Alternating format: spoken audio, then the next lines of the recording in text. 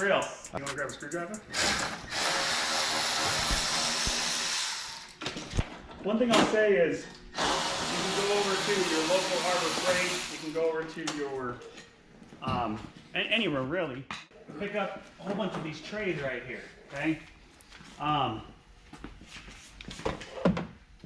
These trays are nice to have around, and we keep them around so we can keep bolts and hardware and everything as we're working on the truck, okay?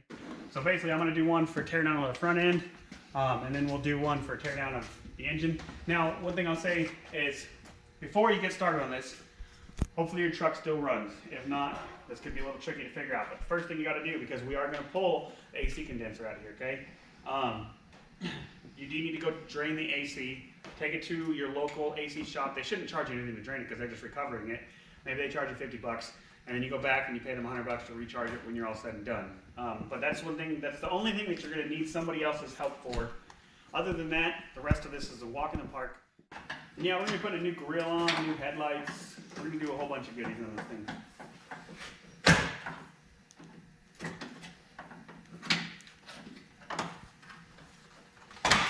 So real quick, guys, you got your several bolts up here. On an 05 to 07, there's these tabs right here, okay? These tabs, you just push that down and it pops out right out of here. It's really a simple process, but it can be a little daunting if you don't know what you're doing. Next, we're gonna pull the bumper. You got these two right here, and then you're gonna have your harness to your fog lights, okay? And then you're gonna have the side brace, okay, which is this bolt right here, okay? I want to say the front's a 19, these are 13s, okay? So we're gonna pull the bumper next. These were 5.5s. And those are 5.5s. Having a decent tool set's gonna help you with this, obviously. If you have fog lights, you want to unplug them. Yep, I showed them where the fog lights are unplugged at. I'm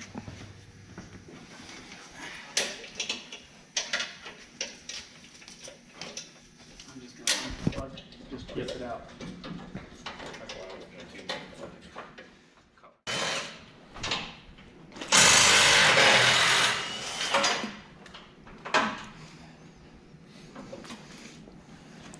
Yours is being butthead, huh? Of course.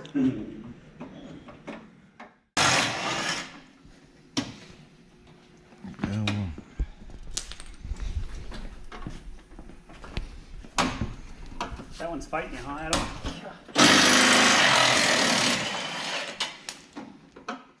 So, if you guys notice I took 6 bolts off on the side braces. There's a tab in there. Adam's just gonna manhandle it himself. As you can see, it's only one guy. These guys right here, they go right behind here. Pretty simple. They're just designed so you don't have to have a wrench on that way you tighten it down, okay? There'll be one per side. We're gonna take these, we're gonna put them in here. Pull these lights out so they don't smash them.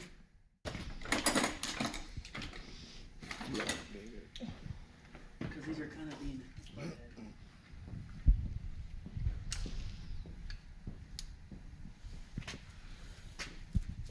so sometimes these can get really just corroded, guys.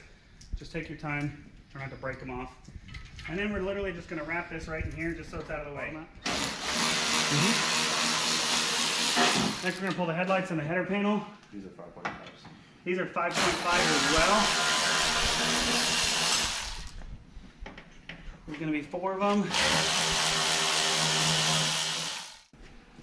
And like I said, you can pick up these little storage totes for like 10 bucks for a whole set of them. It'll help you keep your bolts organized. I've done this job one too many times probably, so like I can almost look at a bolt and tell you where it goes on these trucks. That being said, you can always take it right on them, you know, front clip, headlights and stuff, and make sure that you have everything separated, but we're keeping everything just like that. Next, pop it out of there. Unplug your lights. Oh gosh, they're sticky, Adam.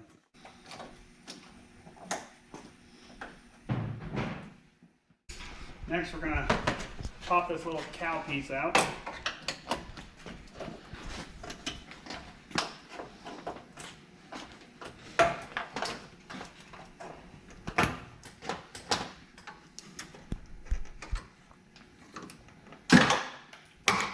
You okay there? Is that fighting you pretty good? Yeah. Tip sometimes, I mean, these clips are pretty cheap at your local auto parts store as well. So if you can't get these dang things to come out of here, a pair of dikes will grab them, pull them out at least, get them out of the way, because you got to get them out of there. Once you get all these bad boys pulled,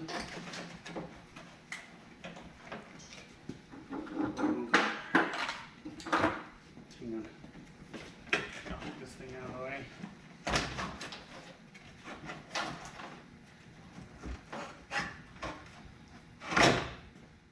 Now we're going to start pulling the header.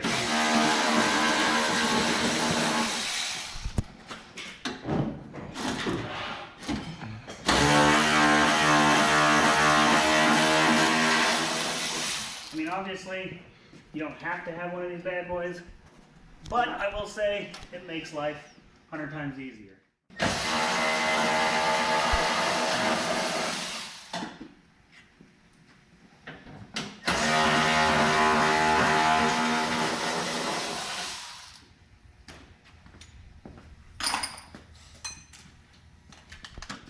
Come over here and show this. You go through this hole, there's one right here, and there's another one right down there.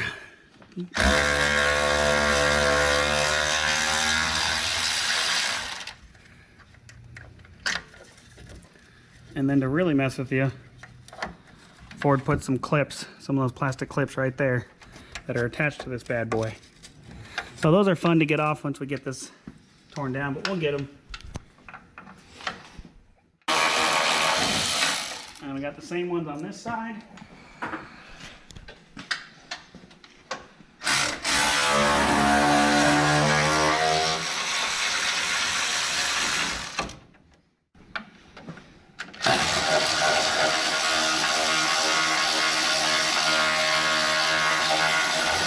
Okay, for a quick recap, this header panel has got 2 bolts here on both sides. The rest of it's got these little plastic clips inside of here. These can be a major pain in the butt right here. There we go. Here, let me see that bad boy.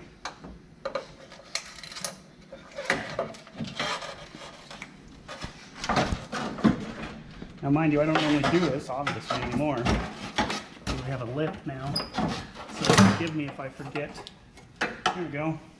Some of the things that it takes to pull these out of here. So, next we're going to pull the hood latch, and usually you can get away with, make sure this is lined up perfectly, if you draw a mark right here. Most of the time it's, you know, rubbed on the other side, so it's not very hard to line it back up when you put it back on.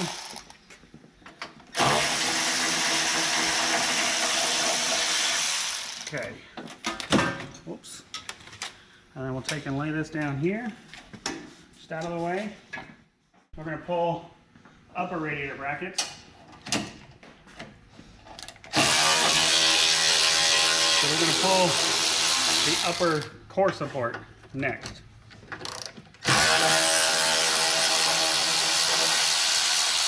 Oops. My ratchet fell apart.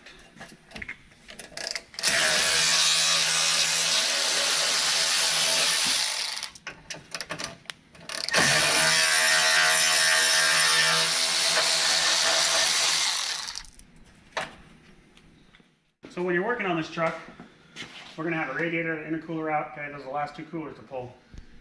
Having this out of the way allows you to step over the lower bracket, which you can't remove the lower. Okay, I mean you could, but I don't remove that when I do this. I make it to where you can just step over this and stand in here and pull your heads, set your heads, clean everything. Okay, so right here, we're going to pop off the battery cable. Okay. And we'll probably pull the battery cable next. Okay. We're going to pop that off. And then we are going to pull these 2 bolts right here on either side that hold the intercooler to this upper core support. And then we're going to pull these 4 bolts. There's 2 here, 2 here. 8 total. 2 in the front, 2 in the back on each side, okay? And then just take a little hammer and tap this bad boy out of the way, okay?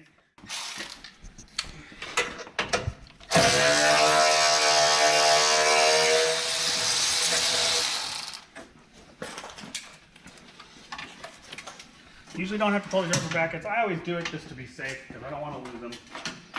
I hate losing stuff. Okay. Damn. Intake. This is not a shout out to Matco at all. We've got Snap-on, Matco, and Milwaukee. But these tools are a godsend. The fact that you got this long of a reach and a ratcheting. Obviously, I know that most at-home guys aren't going to go spend the kind of money that we have on tools. Relatively Professionally. cheap at autos, Huh? Relatively cheap at autos, though. Yeah, I mean, the majority of these tools that you guys see us using, you can get at Home Depot, Ace Hardware. You don't need all of them. A good little 3/8 impact, 1/4 inch ratcheting wrench from Milwaukee, or your favorite brand. Now we're going to pull these.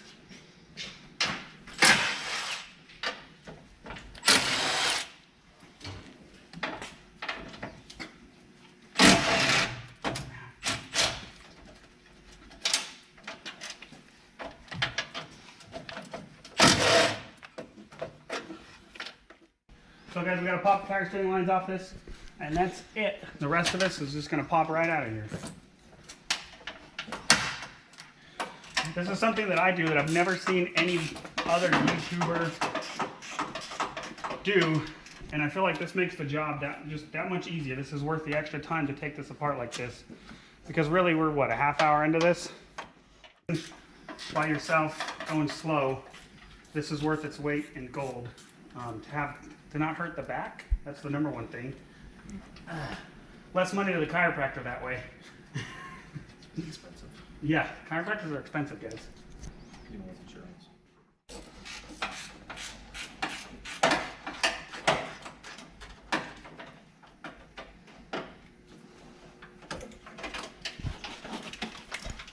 So like I said, you got the 8 bolts holding the upper core support in, and then you get to wrestle it out of there, which is not very difficult to do. Usually a rubber mallet. You'll pop one side. This is why those long wrenches are nice, because when that drops, it didn't go very far.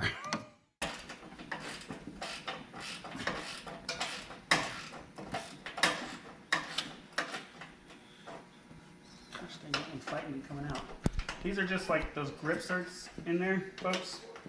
And sometimes the grip certs can be a butthead coming out. We could have pulled the intake and used an impact on these. I'm just kind of going from the front end to show you guys the steps here. As you can see, we've kind of collected everything here for the build so far. And now we're gonna take it and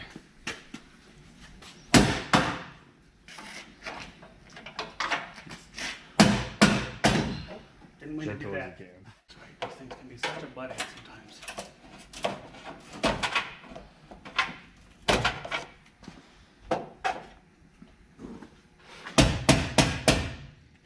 Usually you cock one side up and then pick it up out of there. Generally, that's how it works.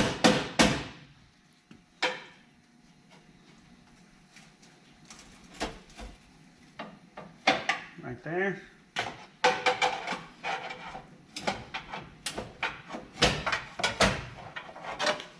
Of course, I picked the hard side to pull out.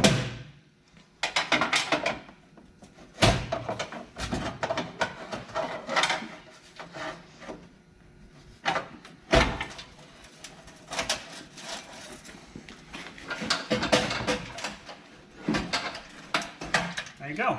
Now that bad boy's out of the way. All of a sudden, there's a lot more room up here, okay? So now we're gonna pull the intercooler and then the radiator. Now we've already drained the coolant, obviously, before we started all of this, okay? Intercooler is already loose because it only has the 2 top mounts, and then it's got a slide bracket that slides right here, okay? Now, you can change an intercooler, obviously, without pulling all this stuff. You can pull that center bracket out of the way, is one way. that core support, and then you can change this without pulling any other coolers, okay? You can leave the coolers hooked up and just lay them forward and change your intercooler that way, okay? Of course, we're in here pretty far, so I don't have to do it that way. But that's a good little tech tip if somebody's looking for it. Pull your grill, take your coolers, pull your grill, take your coolers loose, lay them forward, pull the core support, pull these, push it straight up out of here, okay? This bad boy. Let's see here.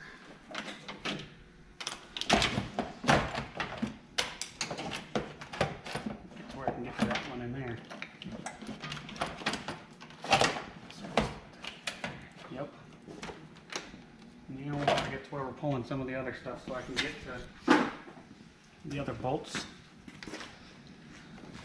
And if you've never changed one of these, you'll understand why we're not putting it back on.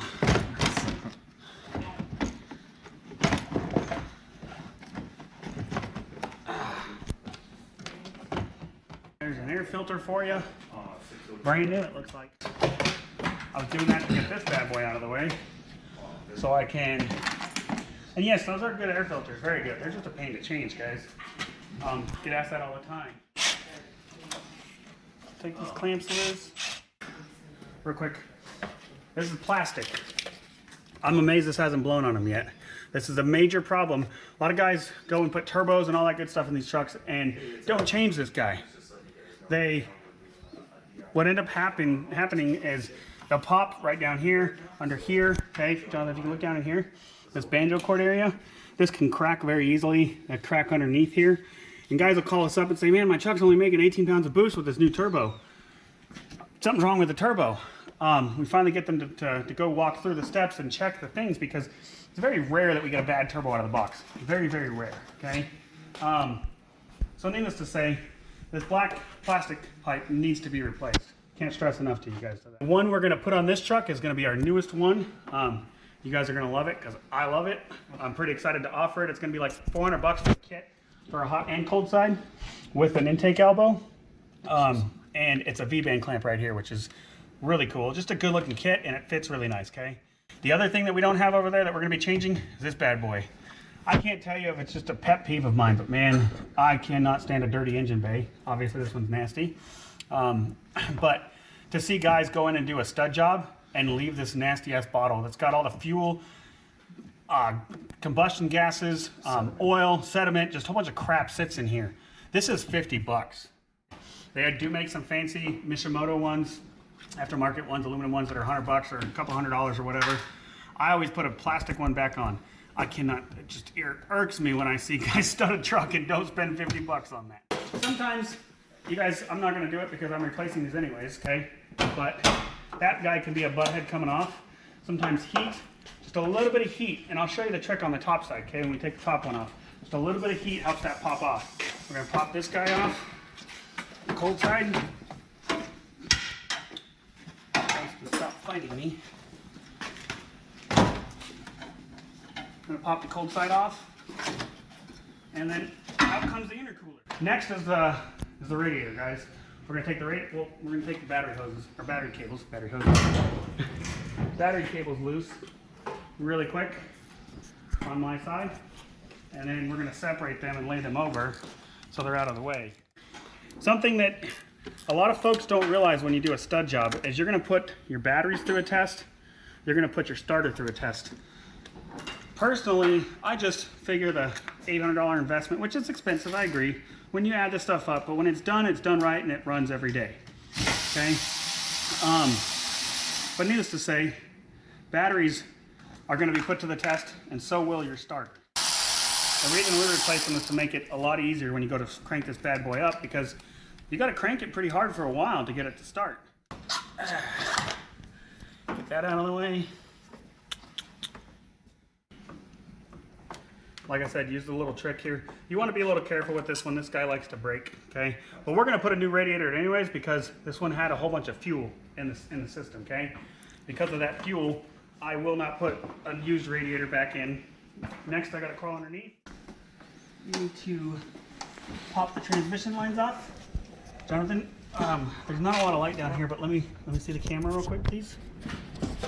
Okay, so down here you have the lower radiator. We have these plastic clips right here that hold your transmission cooler lines into the radiator. Okay, and then you got your lower radiator hose.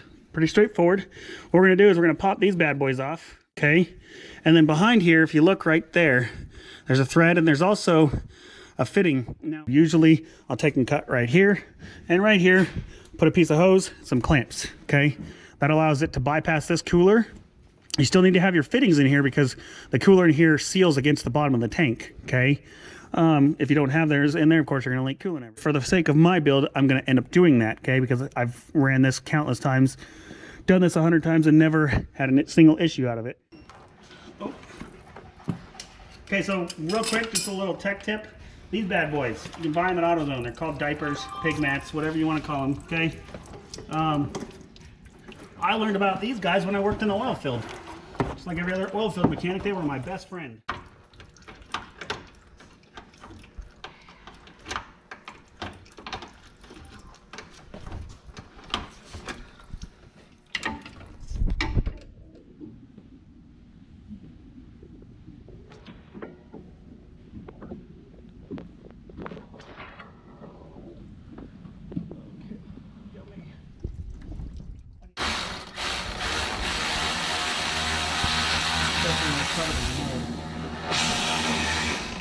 It can be a pain in the butt to pull these hose clamps with a screwdriver when they're covered in mud, guys. So that's why you'll see me use a socket more than a screwdriver. Now this hose is usually stuck to this, so you want to get like a pick or a screwdriver flathead. And that's to break free.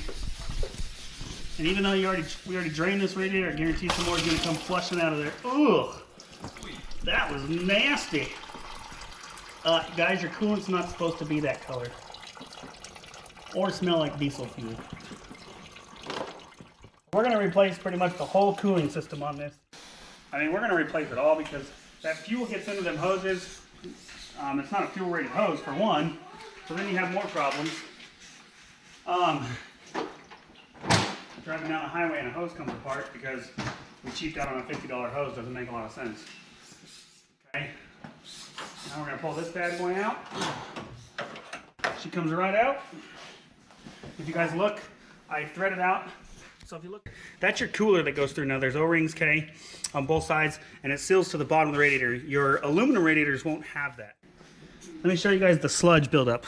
That's all of the sludge. There's a piece of something. I don't even know what that is. That's a piece of hose. Wow, that's cool. Anyways, that right there is a clear sign that you got some major problems. And why would you put this radiator back in when you're gonna have fresh coolant? The radiator, even if you go with the new plastic one, it's 180 bucks, okay? Maybe 200 bucks. There's some nice ones on Amazon. I'm not a big fan of Amazon. We sell a Mishimoto. It's a $800 radiator. It's a great radiator, okay? Getting rid of that. So when you put all those new parts in there, you don't ruin all that new stuff, okay? Okay guys, so previous owner did some redneck stuff here to make this fan shroud stay on. I don't understand what he did, but ow! Needless to say, these zip ties hurt when they smack your fingers. And when they cut it off. Oh wow, he drilled right through that bad boy, didn't he? Mm-hmm. Okay, snip the other side for me right there. See this one? Hang on. Okay. Okay, so that's out of the way. This is a common thing that 6.0s like to do. And Bulletproof Diesel sells a fix-it for this, okay? So this bad boy right here likes to break off, okay? And what happens is a ground in here goes straight to the ECM, okay? And ground out the ECM. Your truck will be dead in the water if this breaks off. Pop it loose.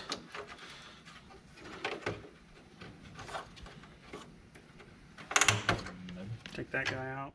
Take off your inner fan shroud. There's 1, 2, 3, 4. We're gonna scoot it back, and then we're gonna pop off the fan clutch, okay? 15 speed, Adam? 17?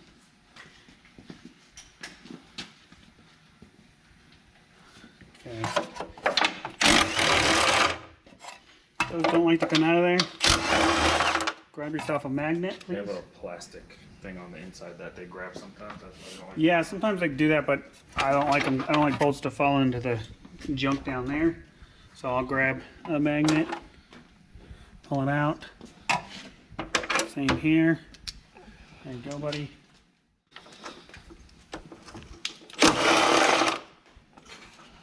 Reach around and grab that. And right down here. Same thing. There we go. Okay. Now Adam's going to grab the big wrench. Usually your local auto parts store has wrenches like that you can rent from them, okay? Sometimes this bolt right here's got a little nut on it. This truck's been taken apart before. But needless to say, so we didn't have to pull that nut off. This is where it's nice to have two people. This is definitely where it's nice to have two people. Okay, so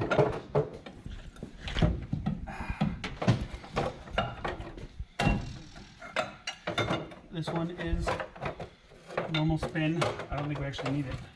Oh, it came right It off. already broke loose. No shit.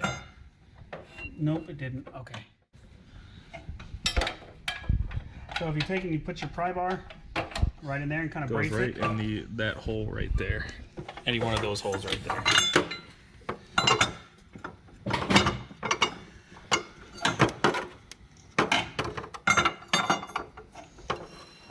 Go until it locks, and then give it a quick tap.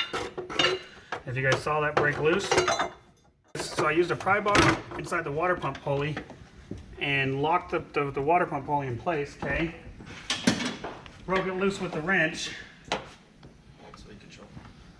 Okay, if you guys look right down here, those holes right there, can you see that pretty good? That hole right there on the water pump pulley, stick a pry bar in there to hold it, okay?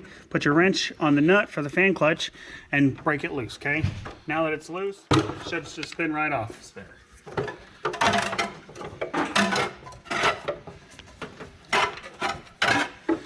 You want to be ready for this. This guy can catch you off guard. And it's not the lightest thing there is. Take this whole assembly, put it in the back. We're just going to keep going. Next, we're going to pull the batteries out of the way real quick, okay? Just so they get these things out of the way. How many 8mm, please? And then I'm going to show you that little trick on this bad boy that I was talking about. And just keep working our way through. So there's two hole downs on it. One's over here. One over here. This one's a little higher so that you can get. Sometimes you gotta finagle her and slide her out a funny way. So, if for some reason you have to install this guy again, it can be a butt nugget to put back on, okay? It can be a pain in the butt, and it can also be a pain in the butt to pop off, okay? Just a little bit of heat right here. I'm not talking melt it, just a little bit of heat. And you want to go on that side and give it a quick pull. Just a quick little heat. Boom. Pops it off. Now we're not putting this back on, obviously, but that's a quick, now when you go to slide it on, it'll be just as tough. Give it a little bit of heat and it'll pop right on, okay? So like I was saying, now you have the availability to stand in here. Yeah, you gotta finagle yourself in there a little bit, okay? We're gonna pull the lower radiator hose, upper radiator hose, because those are going away anyways. We'll pull the 17 baud off first real quick. This one's trashed, as you guys can see. That means it's almost on its way out, all them cracks. So obviously we're gonna replace that bad boy. Half-inch in the hole. This is a 1/2 inch. Give it a quick push. Oh, I did that in the wrong spot. I gotta bring that down a little bit more.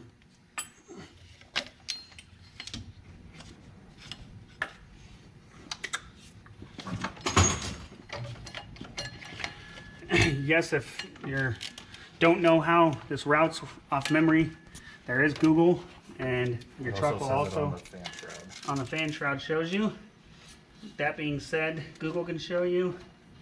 And worst case scenario, draw it on a box before you take this off. And we're gonna show. Now I always put new worm drive clamps on these things because I can't stand. You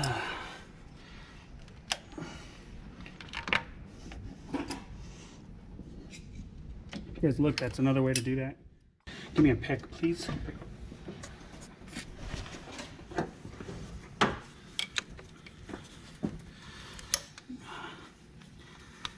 Even sometimes when you break it free, you still need to jam a pick in there to get it working off of there. I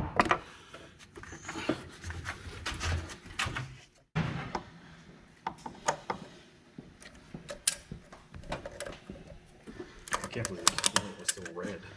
I don't know how.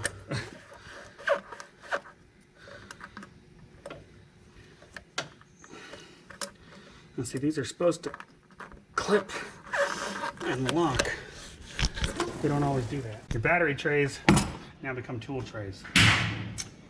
Next, we're gonna pull this bad boy out of the way. Sensor. Out of the way. You can pull the hood and make it even easier. Adam hands me the longest one in the basket. You're welcome.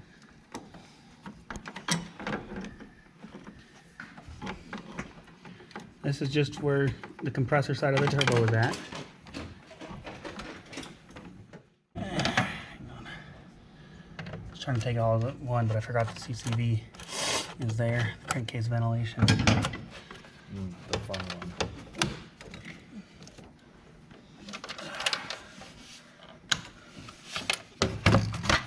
There's that. Now this is your crankcase ventilation. Sometimes some trucks will have a bracket that goes from across your fickum right here, guys, and ties in right here onto your intake, okay? Needless to say, this one doesn't have that, so you're gonna pop the CCV hose out. Give her a decent pull. If you plan on using aftermarket, you will need that again. Now we're gonna pull the degas bottle. Just continue. You got your upper hoses, which we already have the one disconnected from the radiator. Oh, dang it.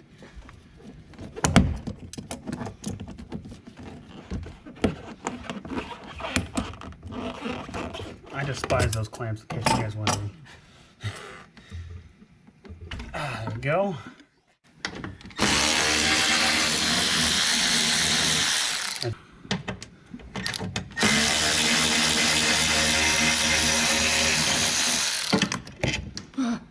It didn't hit the ground.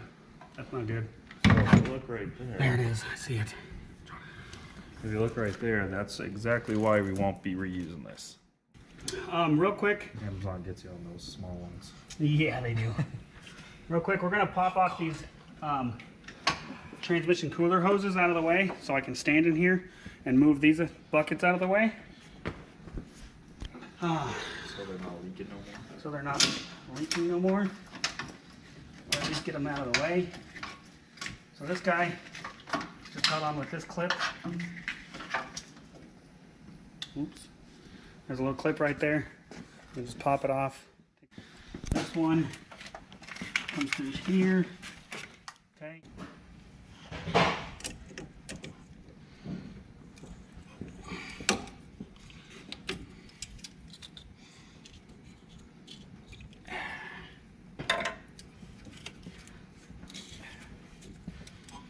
Damn it, these are butt heads sometimes.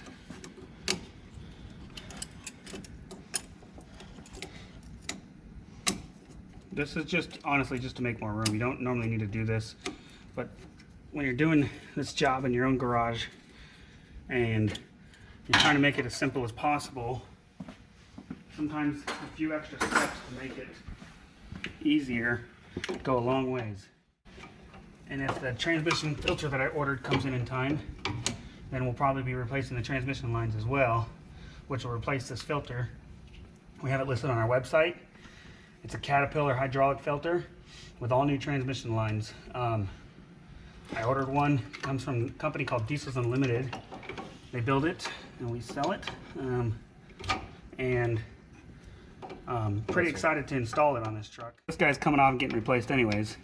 So I'm going to remove this just to make it a little bit less chaotic in here. Some things to think about while you're in here. I always tell folks to just do as much as your budget allows, because that way you don't have to go back in again.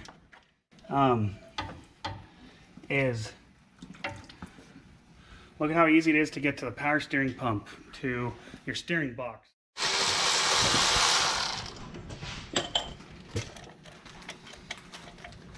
We're having these fancy tools really comes into play. Now, like I was saying, you can build yourself an entire bin full of these. And another little tip is to, as you pull them, if it's not too terrible, put them back where they go if they're not in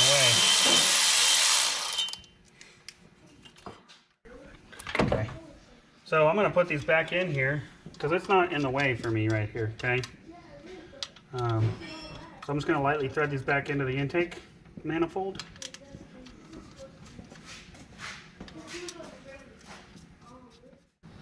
The alternator has on the back side the main power wire that charges your system is a 10 millimeter.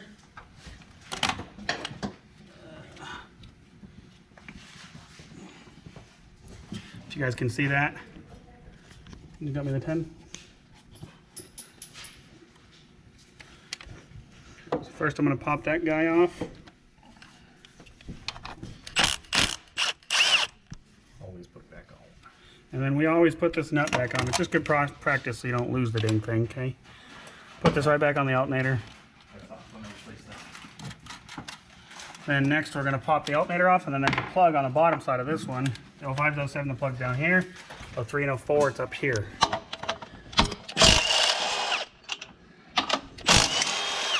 With these ones, what I'll do is I'll leave these bolts sitting in the alternator when I put the alternator in the bed of the truck. Fell over on me. And these can be a major pain to, these can get really sticky in there, okay? So, your favorite handy dandy, take and push right there. It'll pop out, good to go. Snap that clip a little bit. Oops. Just good old corrosion. Okay, next we're gonna pull the turbo out. This can also work, it's the same process if you were to be, where did I put that? If you were to be doing this on your own, like if you were doing the turbo, imagine not tearing all this off, obviously, but still the same concept of doing this turbo. You'll want to pull your cold side or your hot side pipe, your intake. It's a little bit easier to pull the alternator out of the way because it gets a little tight right here, and if you're not paying attention, you can rub through this plastic and arc your alternator out with the batteries hooked up. So take and disconnect the batteries, pull the alternator real quick. Takes just 2 minutes to disconnect the hose or the belt and pull the alternator. Okay. Look in here. Obviously this truck has a problem in the past. Somebody broke the harness, the VGT solenoid plug. So they got this zip tie wrapped around here. We're gonna get a VGT solenoid plug and show you just a quick tutorial on how to replace those, because you want that to be nice and tight.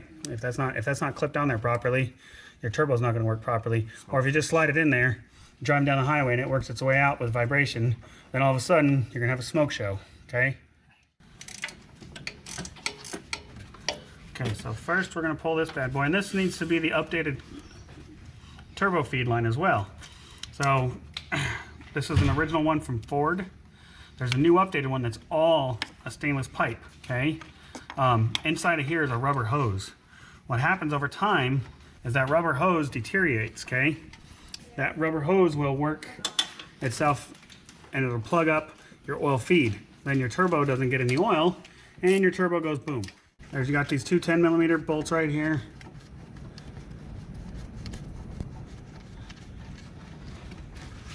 Take those bad boys off. And then you got your turbo feed line down here, an 8mm right down here.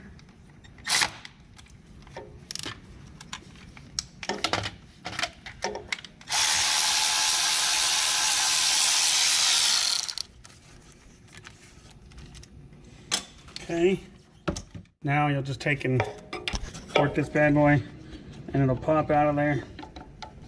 Might take a minute to pop out of there, just an O-ring down in there. Just work it back and forth till it comes out, just like that. So inside of here is rubber, okay?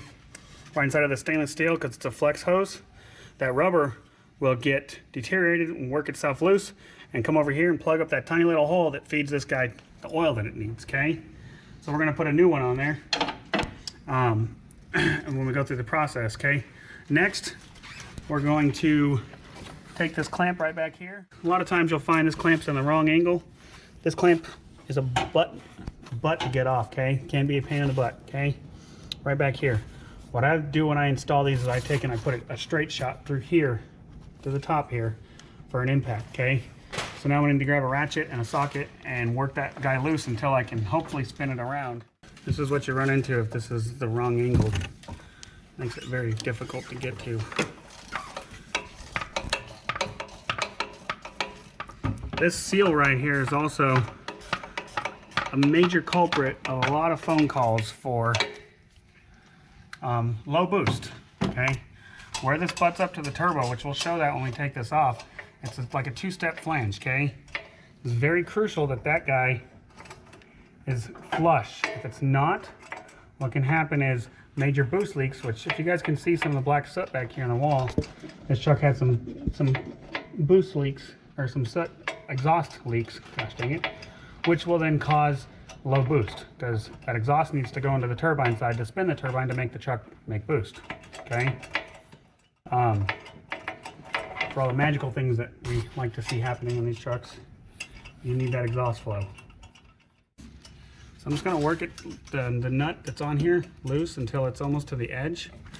What that does is give it enough room to pop out of the T-bolt to pop out of the clamp, okay? So now that T-bolt is able to be popped out, and then, Adam, will you hand me a pry bar and a hammer, please? If you feel back in here, which I'll show you this when we take it out, there's like 3 ridges on this clamp that hold this bad boy in, okay? Little tech tip is take yourself a pry bar, okay, put it right on the edge of that V-band right there, okay? I don't know if you guys can see that. I hope you can. Put it right on the edge of that V-band, give it a tap. Pops it loose, okay? Sometimes they don't come that easily. They don't come apart that easily, okay? As you can see, this one's still, even with that, it's still gonna fight me. If you guys look where my fingers are at, there's 3 V-bands. I popped the top one off right here, okay, with the hammer. Now we got to pop these other 2 loose, okay, which can seem like impossible. It's not impossible. It's just a pain in the butt to get to it. Sometimes you need to get little pry bars, little picks. You're trying to get underneath this lip right here and just give it a quick boom, and it usually pops loose, okay? Sometimes you need to remove the heat shields. Sometimes you need to remove the thickum. Whatever you got to do to get it out of there is the goal, okay? Here's a good example of what it looks like. Now this is a little bit smaller, but there's 3 ridges on a V-band, okay? So we popped this one. Now we got to pop one of these, and usually when you get 2 of them popped, the 3rd one comes off pretty easily, okay? If you can imagine, this is stainless steel, and that's not, and what'll happen is it'll just get corrosion built up in here, and with heat and hot and cold, soot, whatever, will get very stuck, okay?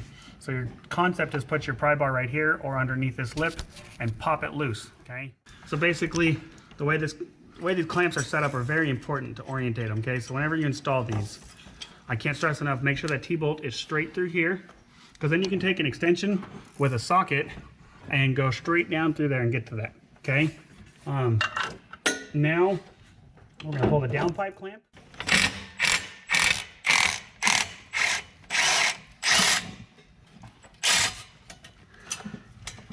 Okay, so I pulled that bolt all the way out like that. Okay. Nice. And then now, this one's usually a little bit easier to get to, because you can see it. You'll see that edge, see how that's already broken loose right there? Okay. And now, I'm gonna go right down in here on this clamp, this edge of the clamp. Break it loose. Basically, I push that clamp up underneath this this hanger right here. That's the, like, to mount the exhaust, the downpipe, to make it easier in stock form.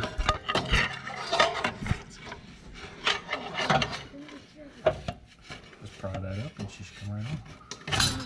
Boom. Pry that bad boy up out of the way. Good set of pry bars goes a long way when working on these trucks. We're just gonna let that hang out right there. We'll end up taking it out here in a minute. Next, Keith, I need that ratchet and wrench. Okay, folks, some of these trucks will have, depending on the year of the truck, will have a bolt straight up and down back here. Okay, this one's got it in it. Okay, on the back side, there's one here. Jonathan, there's one right where this wrench is at, right there. And there's one right over here as well. Okay, on this side of the turbo. Okay, there's 3 bolts. Okay, needless to say, work your way getting them pulled. That's what we got to do now. So, once again, this tool comes in mighty handy.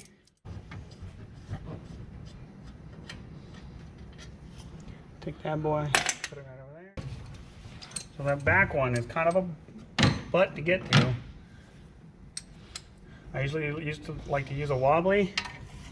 Come around here, and then you kind of have to just like support this, reach down here and feel for it. Where's it at? There it is. Okay, once you get it on there, then you get your ratchet back in here. Oh wow, that son of a gun is snug as a bug in the rug back there. That one's tight.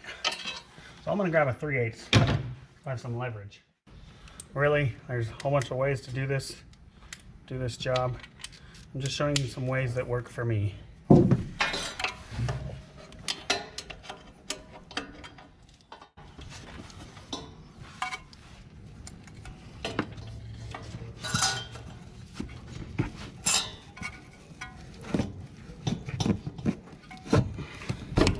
Usually they're not that tight, just so you guys know.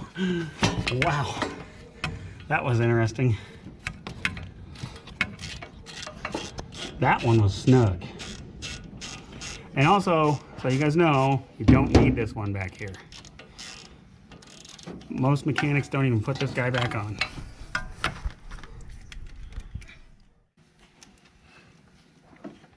Wow. That's not common, folks. Okay. Someone really didn't want that turbo coming out. Nope. Just so everybody knows, that is not common. Let's see if I can fit a 3/8 in there like this. If not, it's back to the handy dandy wrench.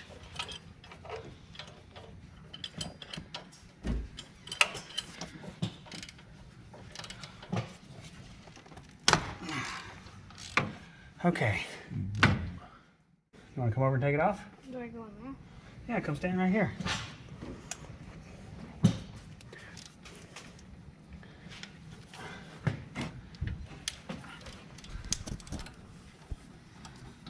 You can stand up on there, buddy. That?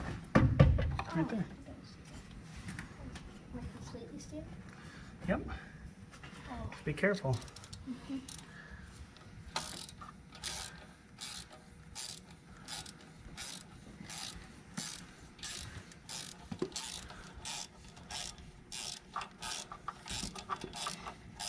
Okay, that's probably good. Now I can get it out of there with my fingers. Wait right there. Oh, don't want to lose that socket. Okay, now that's broken free. We got all 3 bolts out. Now you wrestle this bad boy out of here. Okay.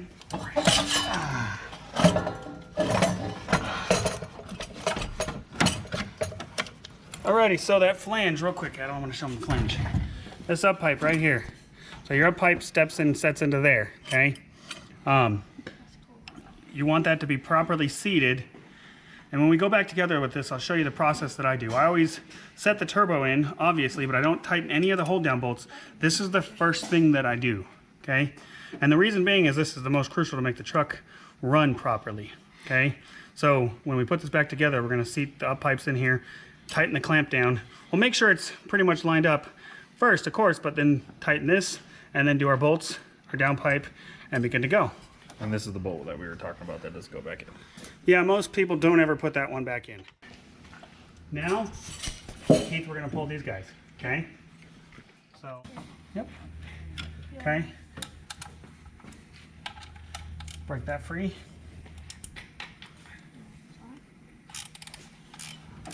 Okay, now the next one. This is the ficum. Okay.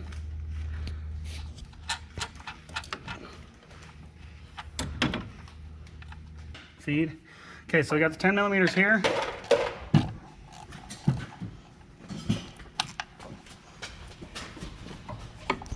These are 10s on the back on this one. Sometimes they're 8s back here, sometimes they're 10s.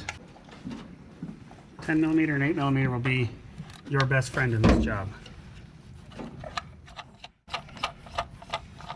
Pretty much like 5.5 through a 19 is what you need, okay? I don't think there's anything else off the top of my head I can think of that we need.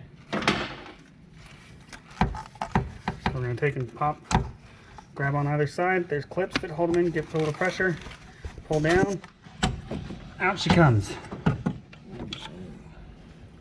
There's the ficum. Next, we're going to pull the fuel bowl and the oil filter housing. Okay. We're going to pull these guys, and then we're going to pull the intake, and then we'll probably pull valve covers after that. Okay. Let's see. Handy dandy crescent wrench. Oh, how when they break free like that. Yeah, sometimes you'll have to put an extra wrench on this side to hold it in place. And it is annoying. That one I have to. We were just talking about it. Which one are you going to give me?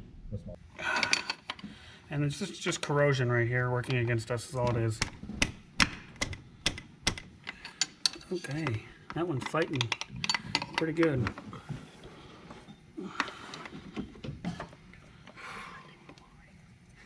Huh? So the line's bending. Yep. That'll happen.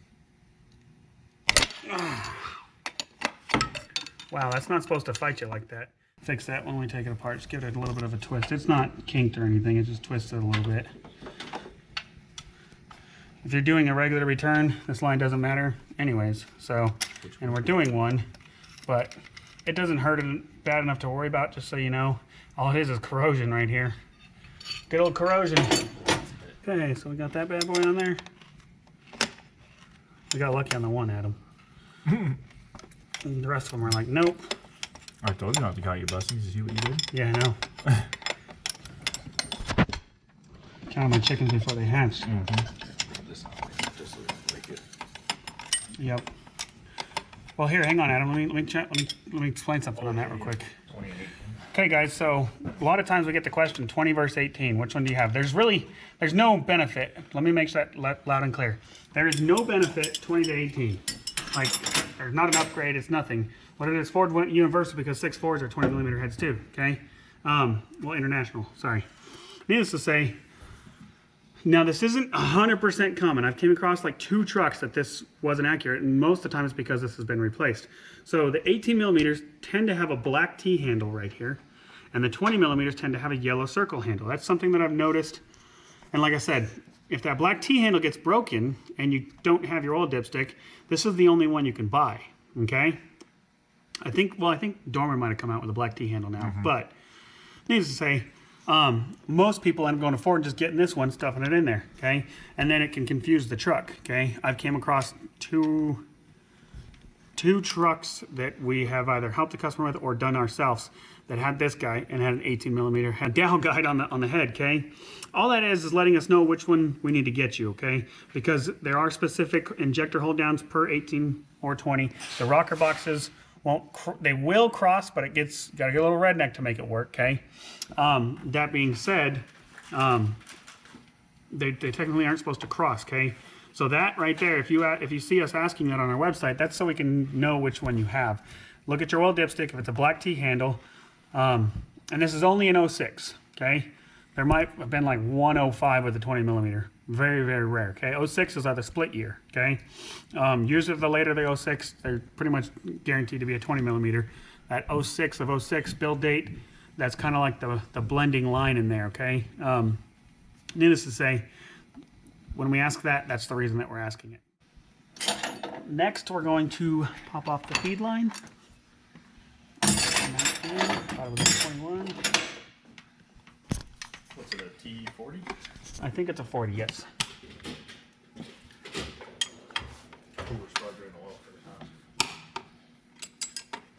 Yeah, we should probably drain the oil so it doesn't make such a big mess.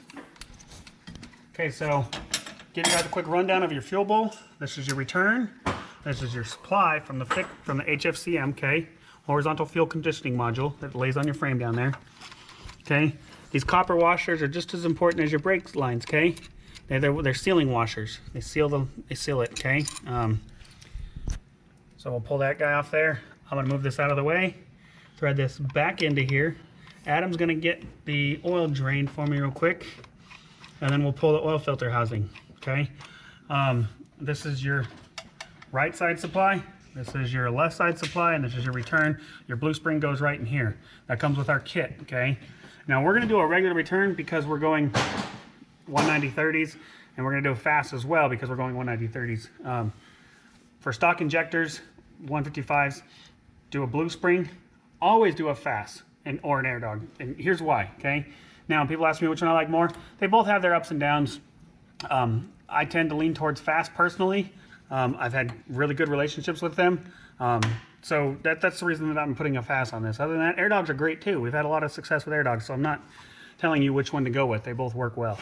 But the advantage of putting a fuel system on this truck, whether you're stock or you're built, 600-800 horsepower, is proper fuel pressure and clean fuel, okay?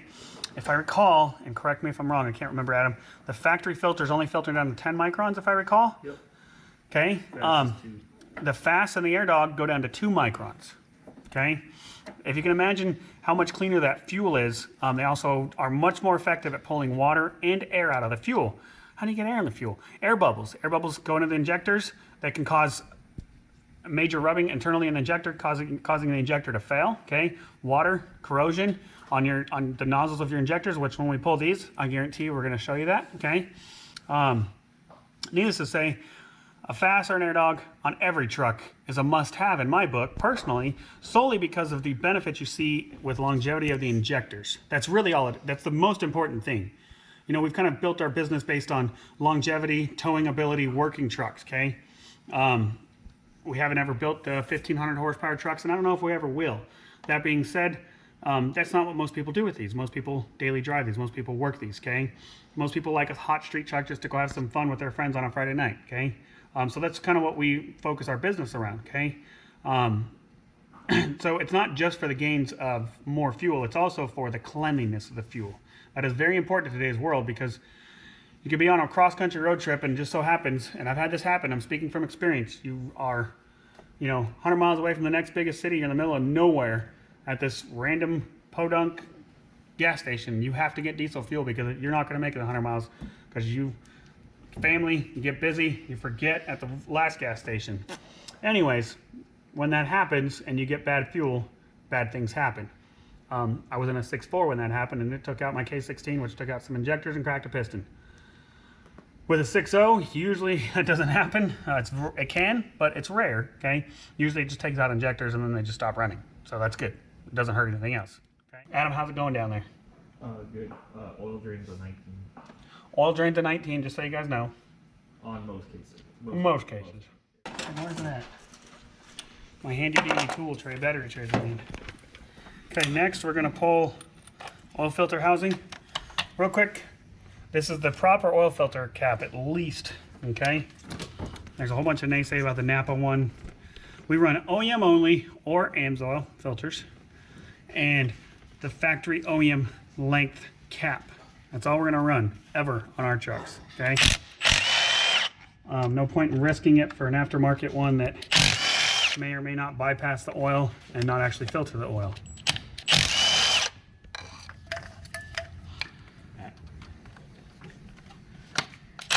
Oh, yep, here's one for comparison. We took this off of another truck. Okay, so what ended up happening is the spring does not retain internally, so then you end up filtering only 10% of your oil, I think it is, if I recall, Adam. Oh, yep, I'm getting fuel all over me. So this cap is the wrong cap, okay? They claim that you can use a Napa filter with this cap and it'll work properly. The Wix filter, okay? Anyways, there's no point in risking. OEM filters are 20 bucks, okay? I think the Napa one's like 40. Either way, using the proper cap with an OEM filter makes sense in my mind, to make sure that you're properly filtering your oil, so that way if you were to have some failure, it's not going to take out the rest of the engine. Okay. What am I getting hung up on, Jonathan? Oh, that guy. Okay. Huh? I remember that on the truck. So this would just pop out of here. Next, we're going to pull the intake manifold. Once again, pretty straightforward process. There's a whole bunch of 10 millimeters holding it down. Okay. We're going to pull the injector harness and the intake manifold next. So I'll probably have Keith, I'm going to get a few of the more difficult ones and have Keith climb in here and give me a hand.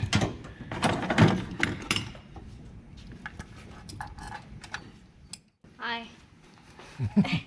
That's Keith's story, everybody. And he's a glutton for pain. He loves 6 liters. Okay. Just to make things a little bit less chaotic for me, we're going to pull this guy out of the way. So like I was talking earlier in the video, while we have this truck apart, and here I'm going to show you why, we're also going to change the heater core. It's a pain to change, yes, but just going to see all that stuff come out of there? Well, watch this. That's diesel fuel coming out of there. Smells like diesel fuel. Oh, it's not supposed to be coming out of there. So that tells me that this truck ran for a long time with cracked heads, which then gonna send that oil or that fuel everywhere. I'm going to negate any problems, make sure they don't create problems, and just from the get-go replace it. Doing that heater core while we have this apart for 150 bucks right now is going to save us a lot of time down the road. Okay, your injector clips. These guys can be a little bit of pain in the butt to pull. Okay. It basically holds the injector in. So here's the harness. Pop it back into there. Okay. And usually you can just pry this up just a little bit. I always be ready for these things to spring off completely, okay? Usually you can just pry it up a little bit and pull the injector off. I just pull it out and then go right here and put it back on, okay? It's one of those little things that can be a pain in the butt to get, depending on where you live. So it's just good practice to not lose them when you're taking the truck apart. Just do one at a time. Pull it out, slide it back in. Same thing here.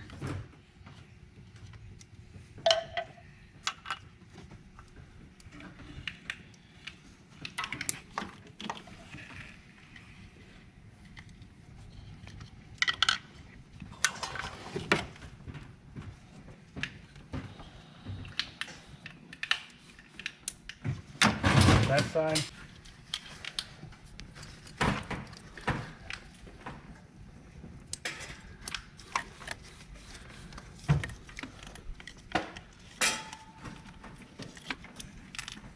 Oops. See, these guys can be a little pain in the butt to grab too, so you just want to be super cautious not to lose them, drop them anywhere.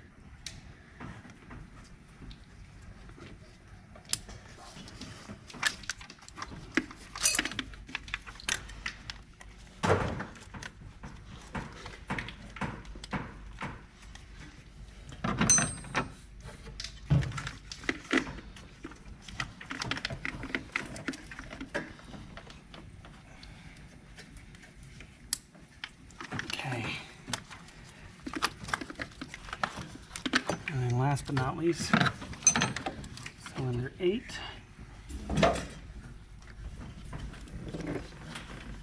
Comes out. And then we have one more part to pull the injector harness out, okay? Once again, this can be done with the turbo installed, everything installed. It's not very hard to change this injector harness with everything installed. Okay, and then last but not least, we have the ground strap for the injector harness right back here. It's a 10mm. Now it's on the top of this guy. Don't worry if this breaks. Sometimes this breaks, and I see it quite often.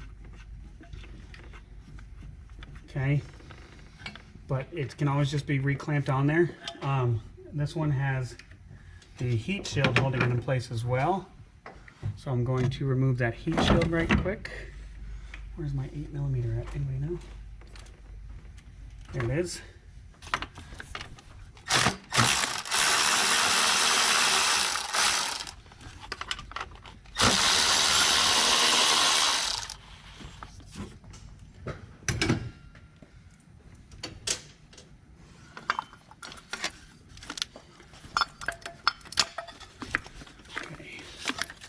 So now we pull the injector harness, take it out of here. That's your injector harness. 2 plugs for the FICM. Here's what's pretty funny, little tech tip. When you're trying to diagnose a FICM or a harness or something that's not openly advertised, okay? There's 2 cylinders per bank. Oh, there that goes. 2 cylinders per bank on this injector harness. So I don't know off the top of my head, I'd have to look at the schematics, but you'll have 1, 3, 4, 6, 5, 7, 2, 4. The people think, well, that's not a FICM, because why would they put 2 injectors per bank on each harness? I can't answer that one either. You would think that it would make more sense to put each individual one. It doesn't for whoever engineered it. So now we're going to pull these back guys, the very 2 back ones first. And then I'm going to have Keith climb in here with the 10mm and finish pulling all of these. You can pick up a cheap set of gear wrenches for like 50 bucks that have ratcheting wrenches on the end. Totally worth their weight in gold. Out she comes. Okay. I'm going to pull 2 more, Keith, and then you're going to take over. I need the deep 10mm item. This truck came into us with this stuff installed. I'm going to put it back to factory with some power.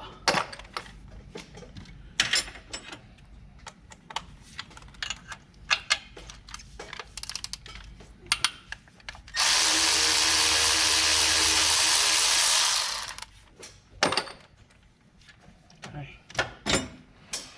So that allows that guy to pop out down there.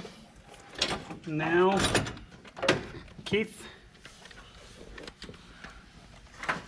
come on up here. You're going to start right here, and I'm going to direct you. Spin it loose. What do you got to do now? Oh, no. Oh. Now go. Oh, no, the electric didn't work. Keep going. Okay, good. Pick it up. Now, that one.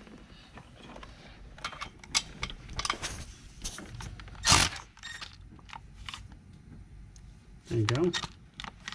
Sometimes you got to do it a few times, buddy, to break it loose.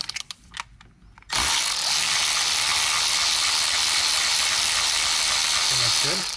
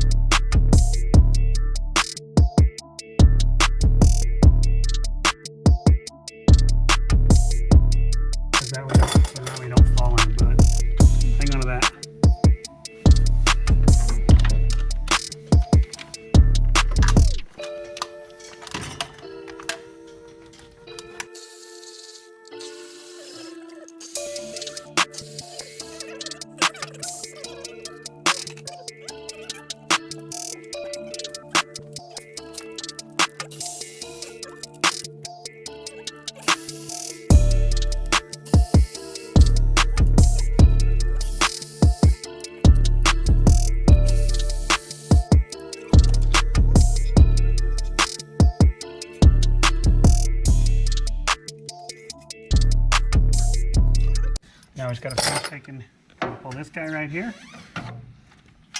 We got this one for the passenger side fuel line.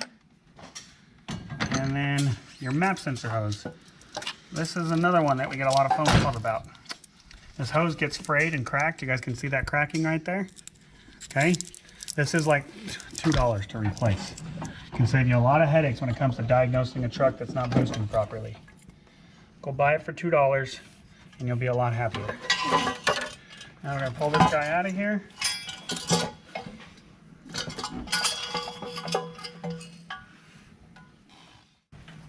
Now we're gonna pull Turbo pedestal. turbo pedestal.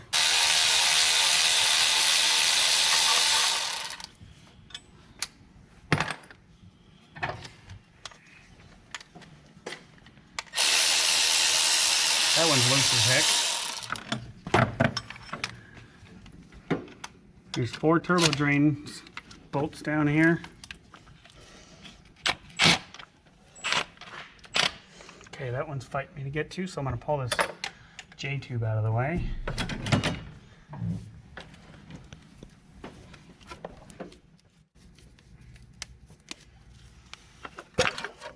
Ooh, that's disgusting.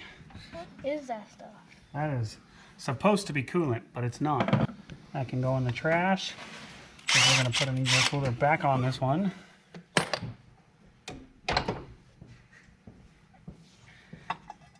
And then here's the turbo pedestal. Can you put that in the cleaning bin, Adam? Okay. That is fuel that's not supposed to be there, buddy. Okay. Now we're going to pull valve covers. And we're going to pull this AC box out of the way because we'll have these heads off here pretty quick.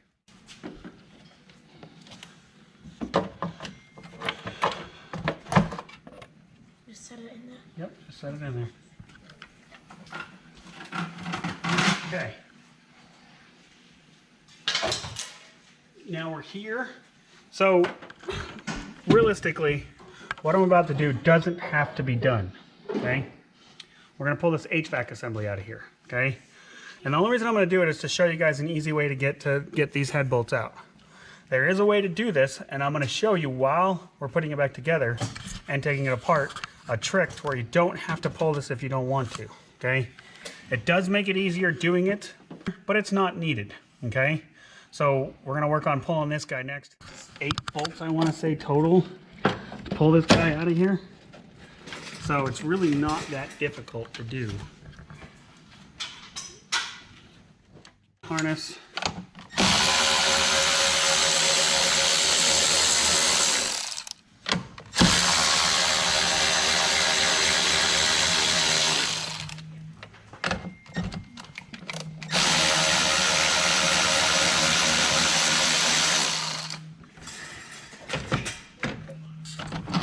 I'm just taking away this guy right up here. Things like that are going to break.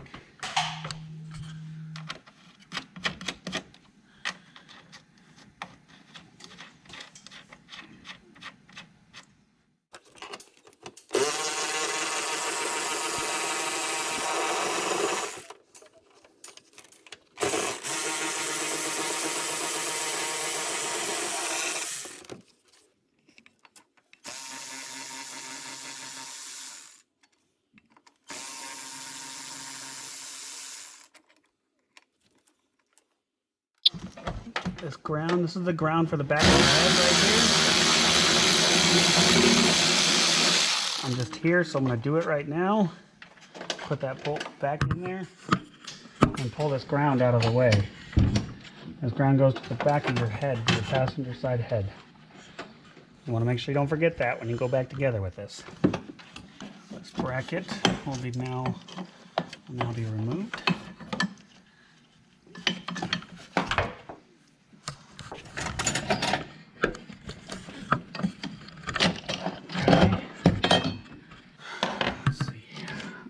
This guy.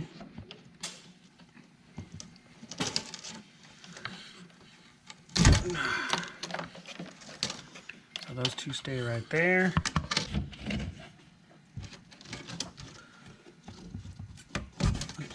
guy, that vacuum line, to move it out of the way. Unplug this one.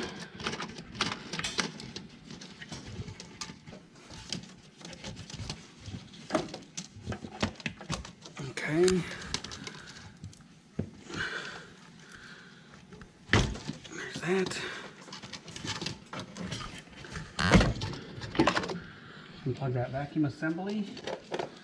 And then we're going to pull the vacuum ball and the vacuum pump. Disconnect all of this stuff in just a second, okay?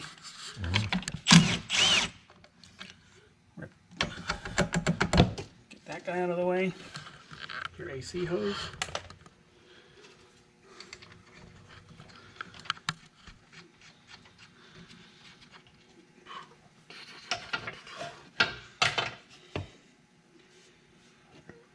This one I usually leave attached, okay? So that goes into here, into your HVAC assembly. But I'll move these. I'll move these battery cables out of the way. So.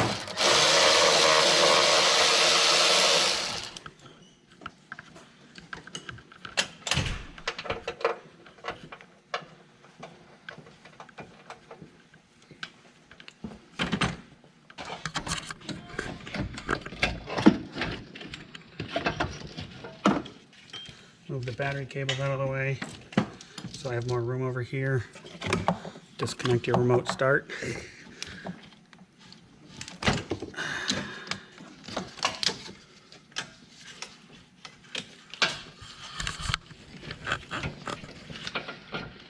And this guy can come out when we pull the whole HVAC assembly out.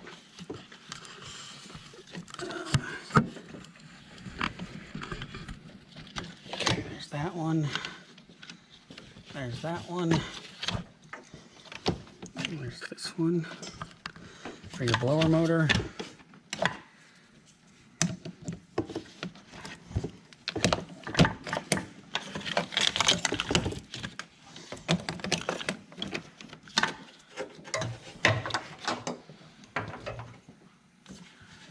Okay, there's that. Now I'm going to pull the vacuum pump, the vacuum ball. Guy. And then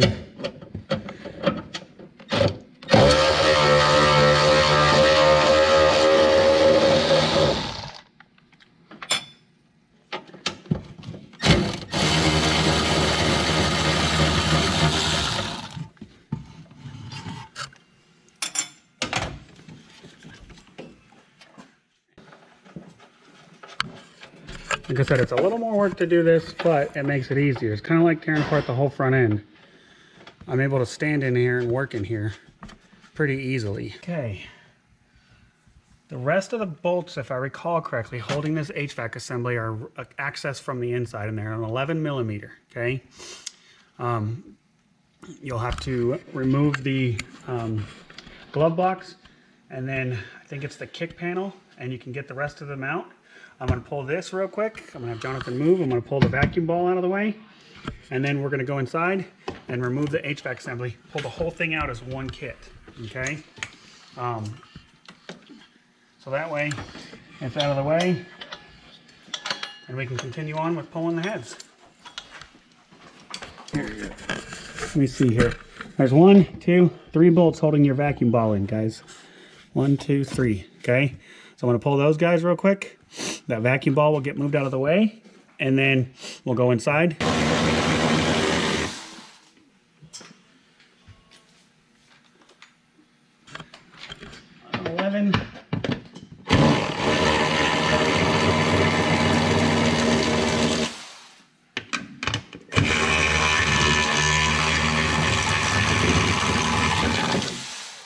we go. Okay. So the vacuum ball's out of the way. This hose, I just leave in place and pull it out with it. This harness stays there. The rest of this, I think this one is unplugged or just goes down to the frame. I can't remember off the top of my head, but we'll find out. Now we're gonna go inside because that bracket's the only thing up here. That one that I took off at the beginning is the only thing out here that holds this in place, okay? It was that bracket that went from here down to here. So So now we're going to go inside the cab and give you kind of a rundown of how it works in there.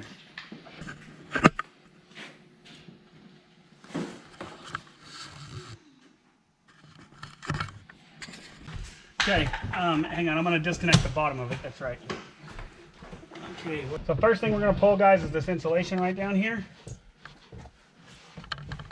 There's going to be these two plastic Phillips heads. Hopefully they want to come out.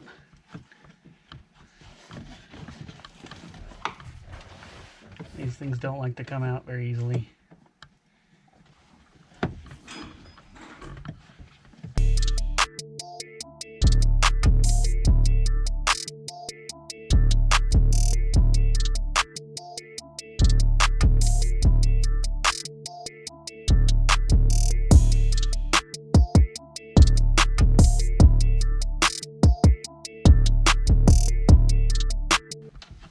Okay, on the inside of the, that's where it's at on it's been a little while, guys, like I said. Right there, guys.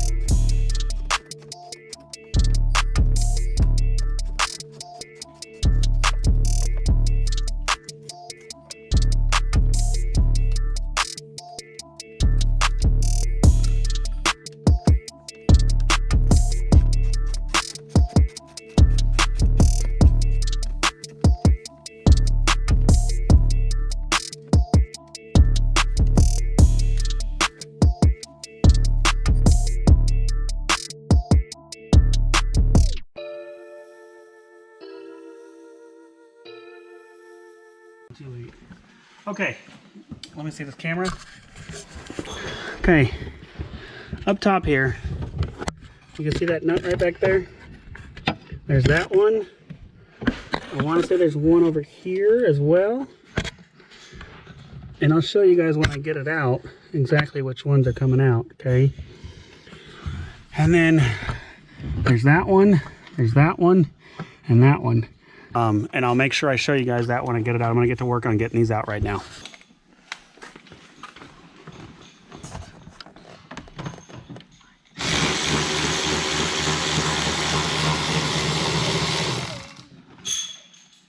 That one. You have to use like a deep socket and just a ratchet back there. If I recall, this is how you get it, or a wobbly. And it's an 11mm, and you can't physically see it, but you can feel it. And when we take this out, I'll show you where it's at. 6 total bolts in here, nuts in here, okay? Holding this bad boy in. This one is very difficult to see, as it's right next to your heater core. Oh, there we go. I think I heard it fall. Now it's sitting on top of the heater core area. There's a white hose right back here that you guys will see, okay, next to your blend door motor. And right next to that is the 6th and final stud that you can't see. That nut will probably just sit right there, okay? Putting it back on is never fun. But anyways, once we pull the HVAC assembly out, then we'll be able to reach in there and grab that nut. One other little spot in here you got to do real quick is you got to unplug this 3-way vacuum line. It's color coded, so you can't get it in backwards. Now that we got that out,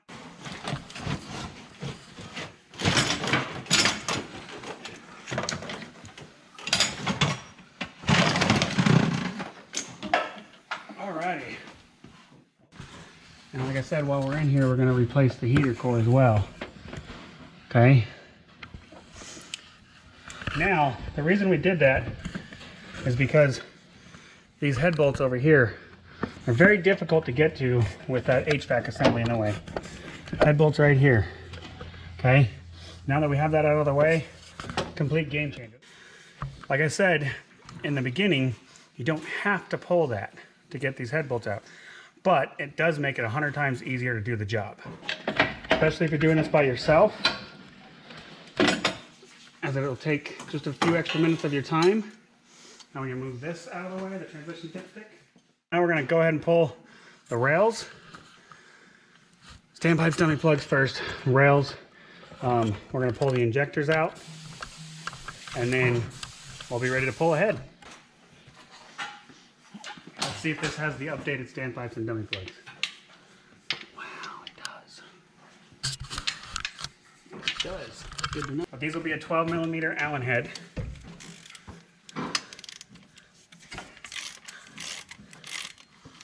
In the front, your dummy plug, it's just a plug, literally. It's called a plug. It stops oil from leaving the rail.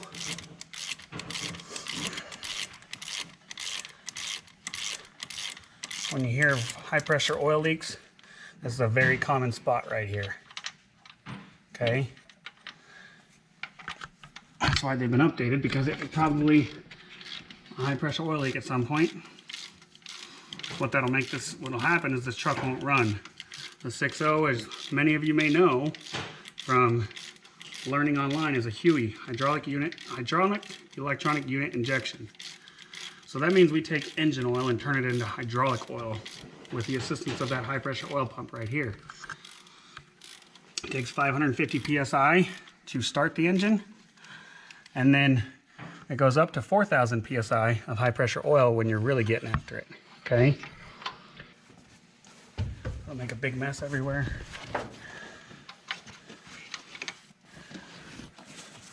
Okay, so this is an updated one. What that means is these are compressed together right there. Okay, that O-ring is almost shot. That's about to be a high pressure oil leak problem right there. Okay, now originally what Ford or International had done is this would drop down and press on top. The top part of the standpipe would press on top of it to seal it. Major leak problem when you get up to high pressure oil. Okay.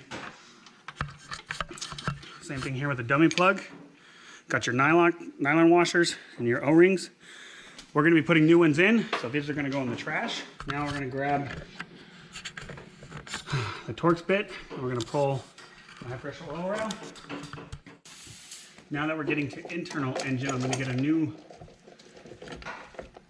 bucket.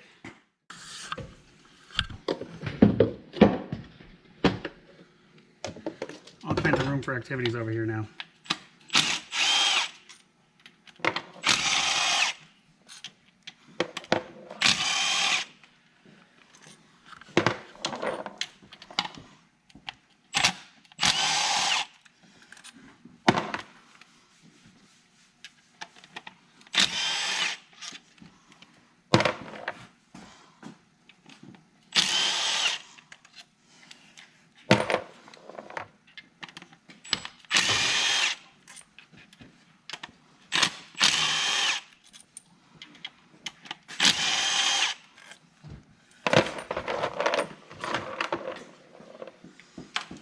Okay, so we'll grab your handy dandy screwdriver or pry bar and just give this a quick little pop like that.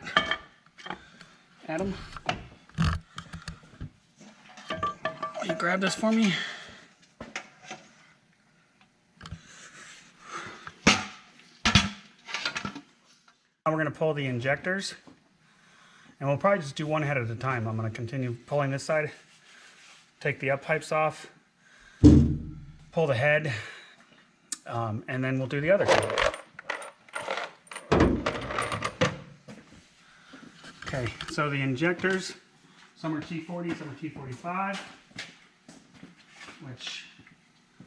what size, where's my T45 at? Which one do we have here? There we go. Now this thing did hydro lock, so I'm curious to see what we find.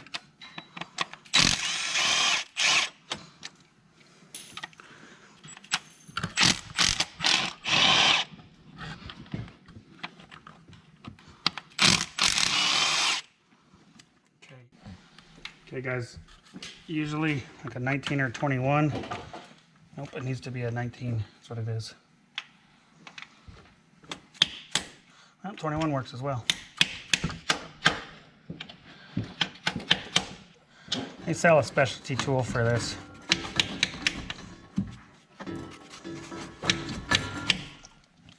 But I don't see any point in buying it when that works as well.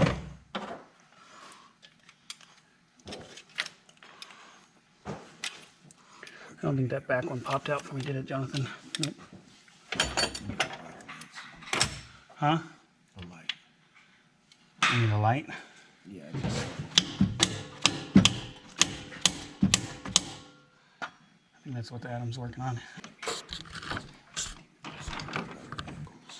Or 3/4. Another way to get these out of here is with a screwdriver.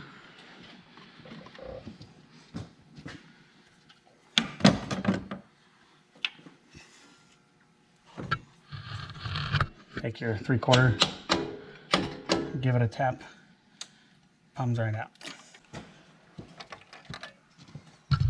Ooh, that was a lot of coolant mixing in there.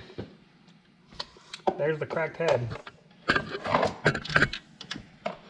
guys see the difference in the two? There's the problem. Cylinder 1. That one had a contribution code too. It did? Can't imagine why. Can't imagine why. There we go. That one's missing and the other one's loose. Next we're going to pull the up pipe. Hopefully it wants to come out without being a butt nugget, but we'll see. We have other ways to get it out of there if it does. This is where taking that HVAC assembly comes in handy. That's a first. Well, that means that's some aftermarket something or other. And usually there's 2 bolts holding this guy in. On this truck there's only one. For whatever reason, the other one's missing. That would cause a major exhaust leak. A Western with it. I'm gonna have to cut this up pipe bolt and cut it right in the middle.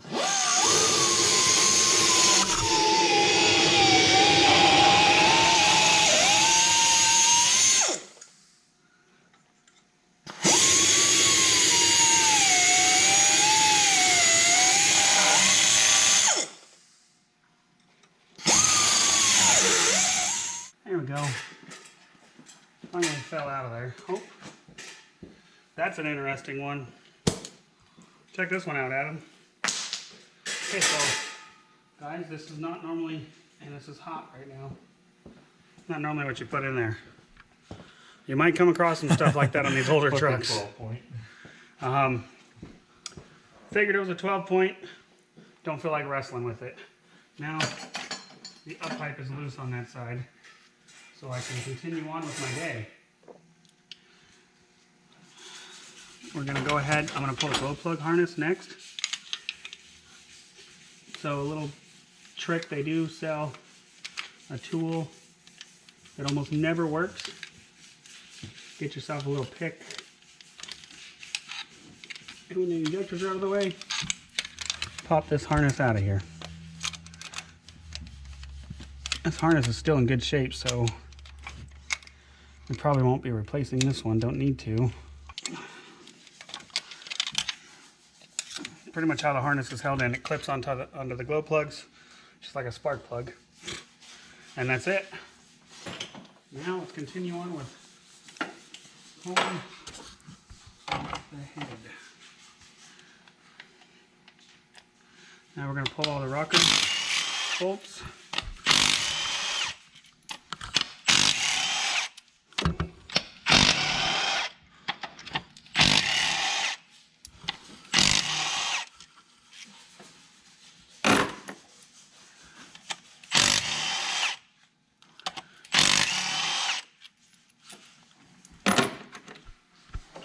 We're going to pull the inner row of head bolts.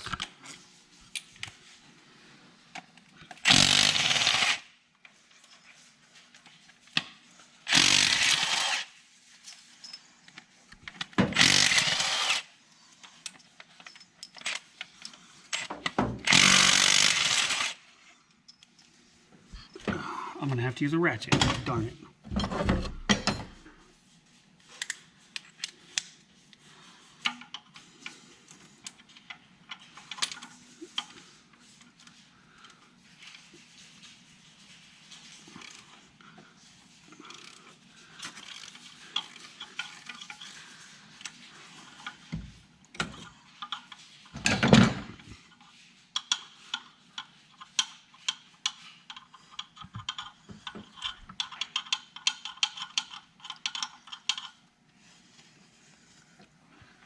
Okay, so we got that. Now we're going to pull the main head bolts. I'm going to need to grab a swivel for back there real quick.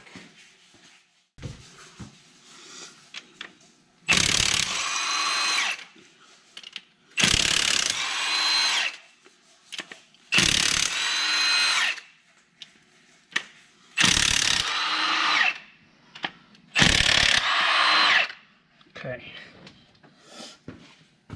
so we got that. Now those dumb things can go in the trash. Pull these out in the trash. Pull it out.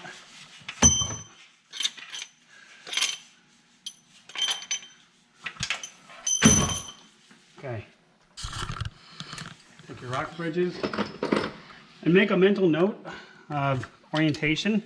Not a bad idea. I've done this enough that I know this off the top of my head. Okay. Take a picture with your cell phone. This gives me an opportunity to show you guys this. Okay. These little black clips, they literally do nothing. Okay. If you guys see that black clip, other than retain this in place so that ball bearing doesn't fall out. Okay. You can install these without that black clip. I've done it plenty of times, okay? Because it's just to make it easier for taking it off and putting it back on, okay? The key is to make sure that that is back in there, so when you were to set this back in like this, you would kind of just use your fingers and then get your rocker bridge bolt or your rocker arm bolt started to help hold this in place and hold just a little bit of pressure, because all that is a rocker leverage for when the rocker's going up and down, okay? Quite often you'll find those black clips broken. You can order them from Ford. You don't need them, okay? Just don't want to lose that ball bearing. That's the key. Okay, so we got that. Now we'll pull all the valve bridges.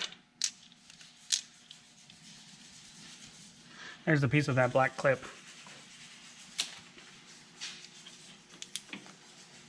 Did I grab them all? 2, 4, 6, yep. 8. From the factory, these bad boys, what is their exact measurement? Adam, like 0.2 inches too long? Huh? The push rods? Isn't it 0.2 inches? No. 0.02? 0.24. Okay. Don't know the exact number off the top of my head. Adam, I think he remembers it. He remembers stuff like that, okay? We have the specs on our website, okay? From the factory, these are too long, okay? What that will cause is premature wear on lifters and camshaft, okay? So if you ever hear of your buddy that's got a thump while he's running his truck, that's because he didn't change these when he did the stud job. $350 to make sure that you don't have to go back in again. $350. If you go with, and that's what if you go with the chromoly ones. If you go with the Ford ones, they're like $90 for the set to the updated one, okay? So it's literally like a fingernail thickness shorter, okay? And that takes that extra load off the lifter, which helps save the lifter roller, the bearings in the lifter, all that other good stuff, to make sure that you don't smoke a lifter and destroy an engine. Because then you're doing this all over again. So those, trash. There's a couple different ways we can pull this head. We're going to pull it all as one assembly. I'm going to pull off the fuel line real quick to make this a little bit easier coming out.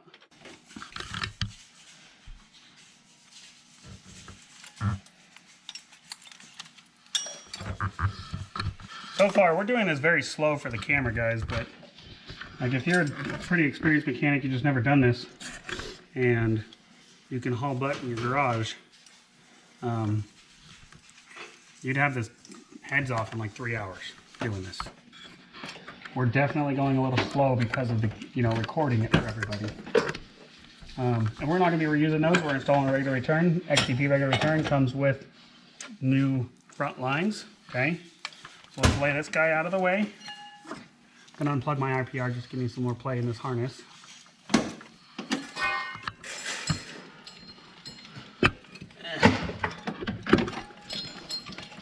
Adam, I got 5 more bolts and then I'm going to be handing you a head. Okay. So the rocker box, it's got on this truck, I don't know if you can show right there, it's got 1, 2, every truck's different. This one's got these 2, that's it, okay? Some of them will have bolts here, here, here, here, okay? Really doesn't matter. Once you torque the head, this thing seals when it torques to the head. So needless to say, you can leave these or you can pull these and separate the 2 when they come out. Kind of depends on how you want to do it. We usually pull them as one assembly because it makes it a little bit easier. You have some more grabbing power. Okay. That just went in that pan. We're gonna edit that. Alrighty guys, I don't need the wobbly anymore, so I'm gonna take the wobbly off. You can do this with a 1/2-inch ratchet. I'm just gonna cheat.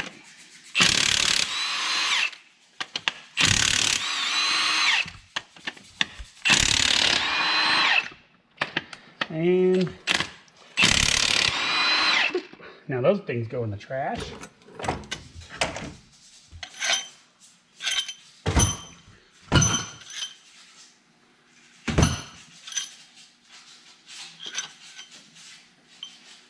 Buy a bucket of those. Now we're going to make a big mess.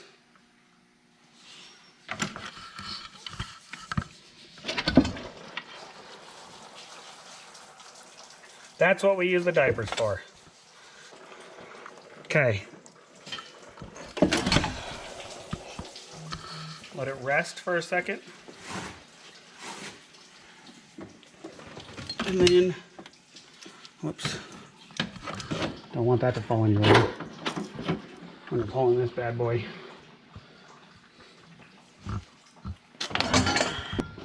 Oh. Oh man. Yeah. Okay.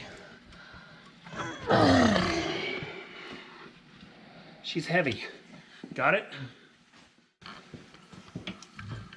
Well, looks like we're pulling an engine, Adam. Yep. We're pulling the engine. Hold on. Yep. Can you hand me the vacuum, please? Something went through this engine, guys.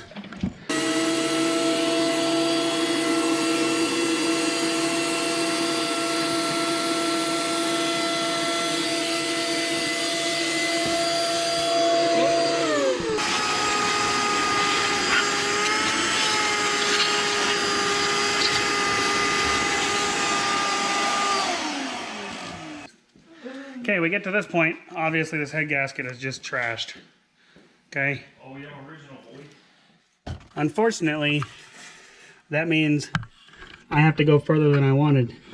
1, 3, I can't tell if 5 and 7 have been. 1 obviously took something hard to the fist, or to the face. If you guys remember, that injector was in really bad shape when we pulled it apart. So now what this means is we get to pull the engine, which I didn't intend to do, but now we're going to do it. We're going to show you how to do it in your own garage. Okay? Okay. I was worried that I was going to find something like that on this truck. I was hoping I wouldn't. Well, I did. Let me show you guys this real quick. Something went through the cylinder and chewed this guy up. My hope is that that cylinder wall, which it scored to all living daylights. Damn it. Okay, I'm gonna finish like we're gonna do a head stud job, and then you guys will have a walkthrough. When you get into here, if you look back here, Jonathan, I want to show.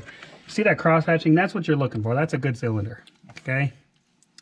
This one's in good shape. A little bit of wear, but it'll be fine. It's just been from sitting. This guy right here. Those are fucking mashed potatoes. He definitely didn't help my cause. Okay, so we're gonna pull this engine out and we're gonna put it on the stand and pull pistons. We're gonna put new bearings, new pistons. Hopefully we don't have to take it to the machine shop because there's no good machine shops in Gillette. If we do, we'll be taking it to Sturgis. Needs to say, we're gonna make this, and I'm gonna pull that side, and then it's just reverse of what we've done for your stud job, okay? There are some tech tips and stuff that we'll go through when we start assembling this, but we're gonna be able to kind of make 2 videos out of this, showing you guys 2 different things. We're gonna pull the short block out without pulling the cab. That's gonna be the next thing, okay? But we're gonna pull the head to make that a little easier. I wanna get this head off and then roll this engine up and see how bad that cylinder is.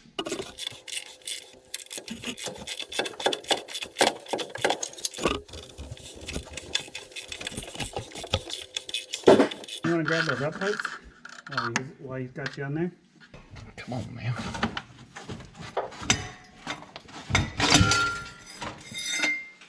Boom. Now the up pipes are out. We're gonna finish pulling these rails, or this rail, high pressure low rail. Or your injectors, your glow plug harness, rocker bridge bolts, rockers, I mean, yeah.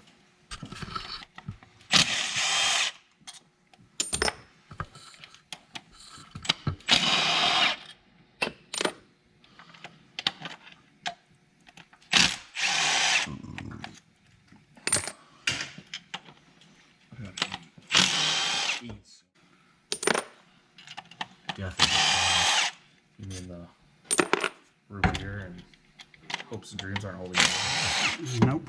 Nope. Yeah, we kind of hopes and dreams goodbye. Kind of Yeah, they're shot gone. itself in the foot whenever we Hopes and took dreams that are head gone. off there. The A&W's still good though. AEW's still great, yeah. Can you grab me the bucket?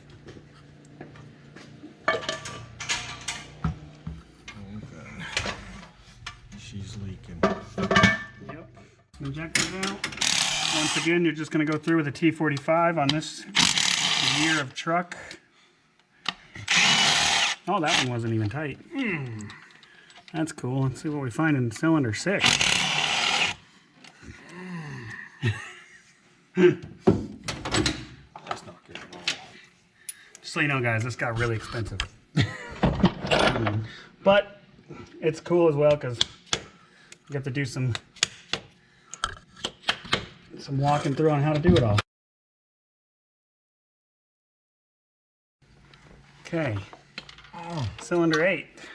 Yeah, that's normal. Cylinder Except 6. Ooh, that's some yummy stuff. Ooh. There's the other side that has the problems. Oh, God. That's rough. So, cylinder 1 and cylinder 6 are the culprits here. Cylinder 8 didn't look too shabby. Oh yeah, that was a whole bunch. Whatever That's all from cylinder 6 Oh, okay, good. being pushed over.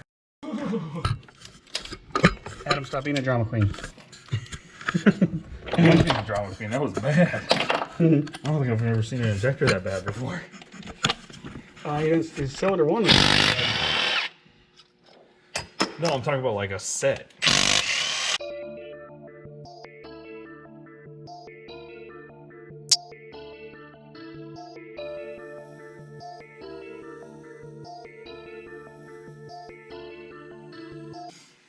okay.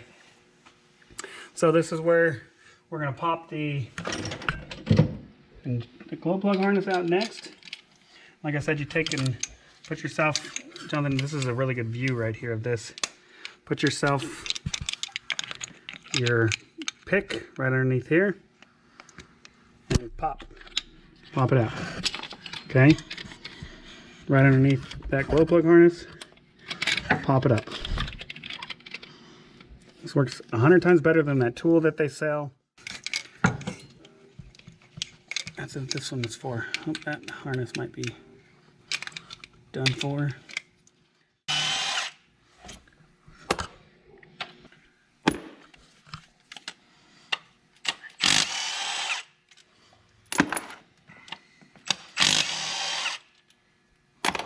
Here, make these fuel lines get that down out of my running the reason it was anyways.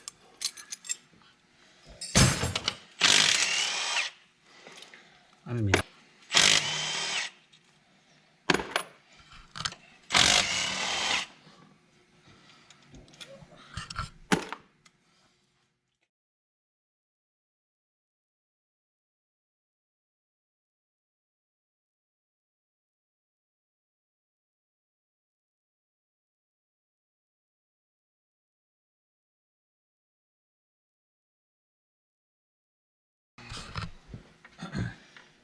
Here you go.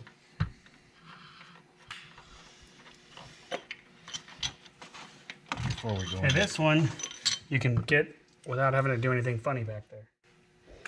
That bottom side is different. Okay, you kind of give this a little bit of snug in there.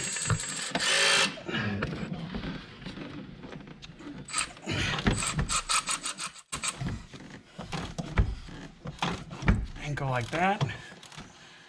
Get it broke free. And then just work that back out of there. Driver or something to pop your ratchet off there.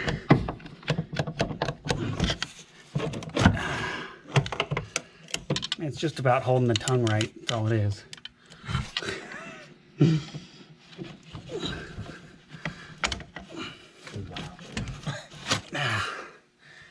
Okay, now you would just finger loosen that all the way out. And then Adam, will you hand me a handy dandy zip tie? Here, I'm gonna try that out next.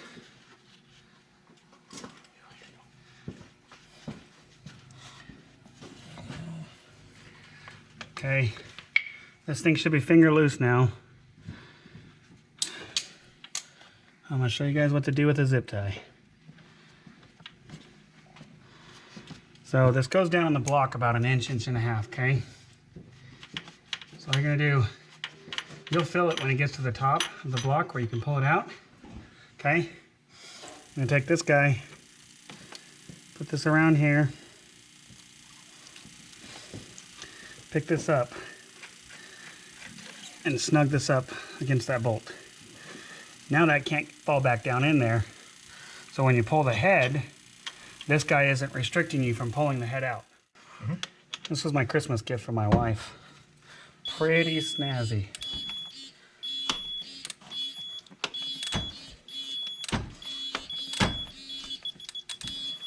Nope. Sure would be nice if it knew you were going backwards. Outside range. Just turn the power off when you go reverse.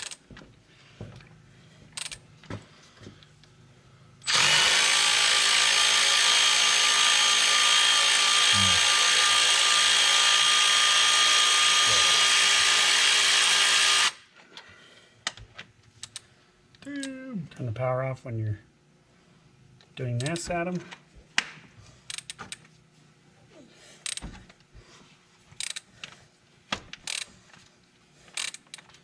Let her eat.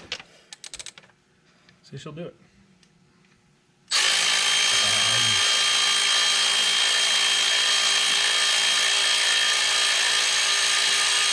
Pretty cool tool. I'm wondering. Let's try. What do you think? What do you think? You think it's going to do it?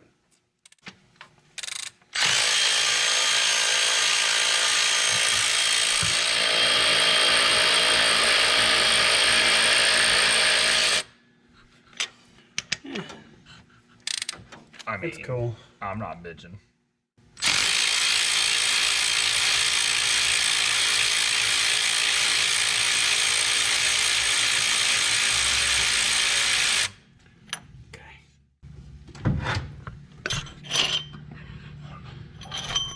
Good shot.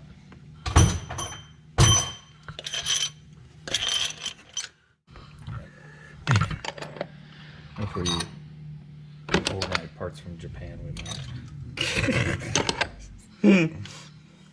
Gotta use the Fast and the Furious. And if you guys remember, these valve bridges we're going to replace with billet ones. But they're good to keep around. If you see that, that's perfectly normal. Perfectly normal casting, just a casting flaw. Not going to hurt anything. They're not cracked, they're not ruined. Here, Adam, make this go away for me, because we don't want it to spill everywhere.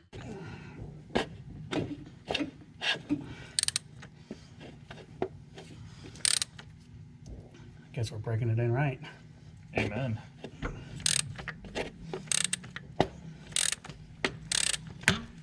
We're Chris in there. This is how we're doing it.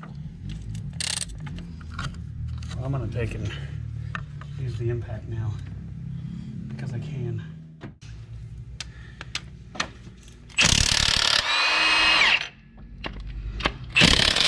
Oops.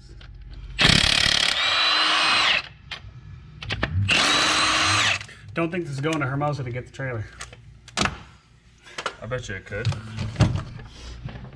Little face. I mean, we could, but hopefully. We It depends on what. Slap her back together the way she sits. Plenty of people have. Yes, I agree. I'm not saying you should. I'm saying you should though. Can you do me a solid and take the rocket box off? It's easier to pull it with it in there, so then I'll hand it to you. Okay. Alrighty. These guys out of the way. Feeling strong? No. Alrighty. So, the reason we put that back here is so we can pick this up.